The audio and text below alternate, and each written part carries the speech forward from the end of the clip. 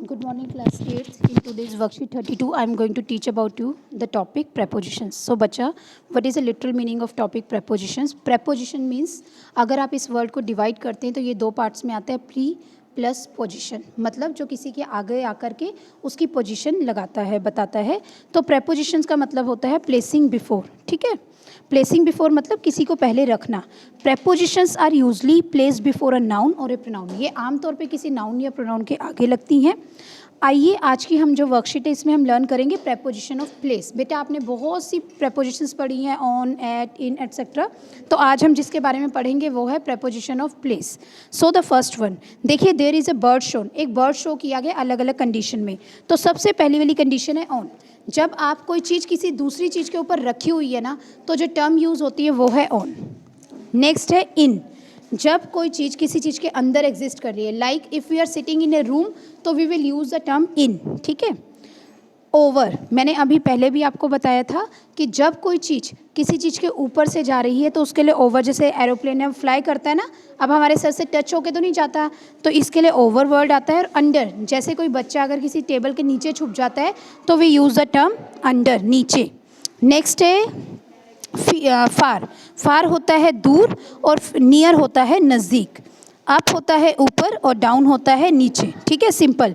अब यहाँ देखिए सेकंड पिक्चर में ट्री के ऊपर एक बर्ड दिखाया गया तो अबव टर्म लगी है, और जब बहुत नीचे है तो बिलो. ठीक है. इसके अलावा नेक्स्ट टू, आपके घर के बगल की जो इमारत है उसके लिए आप नेक्स्ट टू मतलब साथ वाला. इन फ्रंट ऑफ, अगर आप कहीं पे खड़े हैं और आपके घर के सामने मान लीजिए कोई टेम्पल है, तो you will say there is a temple in front of my house. तो इन फ्रंट ऑफ टर्म लग जाएगी. अब आपके घर के पीछे मान लीजिए कोई स्कूल है, तो you can say there is a school behind my house. तो बिहाइंड मतलब पीछे. बिटवीन, दो जनों के बीच में एक चीज़ जब रखी जाती है तो उसके लिए बिटवीन टर्म जो है वो आती है. अमंग, दो जनों से ज़्यादा, मान लीजिए बहुत ज़्यादा लोग हैं, उनके बीच में आप लोग बैठे हुए हैं, तो आपकी जो टर्म आएगी अमंग आएगी. और इनटू मतलब, बेटा इनटू को समझने से पहले मैं आपको टू बताना चाहती हूँ. टू का मतलब होता है किसी पर्टिकुलर डायरेक्शन में जाना. और अगर आप ये टर्म इनटू लिखेंगे तो इनटू का मतलब है एक जगह से दूसरी जगह के अंदर जाना. यही रीज़न है कि बच्चे मोस्टली ये लिखते हैं the boy jumped into the river.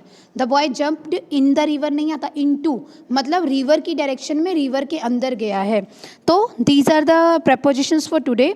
Now we are going to do the worksheets exercise. Preposition of place. बेटा इसमें दो पिक्चर्स दी हैं. पर्पल वाली वर्कशीट को सॉल्व करने के लिए पहले आप इस पिक्चर को ध्यान से देखेंगे. देखिए, there is a doll on the sofa. There is a doll on the sofa. Wait,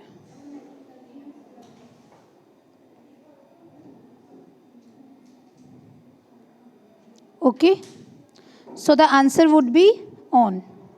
first में आपका आ जाएगा ऑन. नेक्स्ट है the dog is dash the table. Dog कहाँ है? टेबल के नीचे, तो इसका आंसर आएगा अंडर.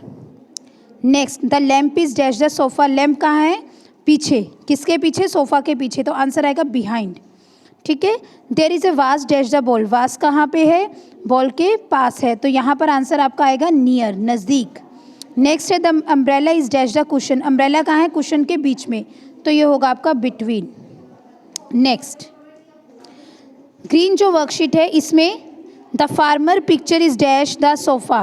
फार्मर की जो पिक्चर है वो कहाँ है? Above the sofa. ठीक है. The ball is dash the arm chair. Ball कहाँ पे है? On the arm chair. ठीक है, आर्म चेयर के ऊपर, आराम कुर्सी के ऊपर. There is a window dash the sofa. Window है नेक्स्ट टू, बिल्कुल बगल में है, नेक्स्ट टू द सोफा.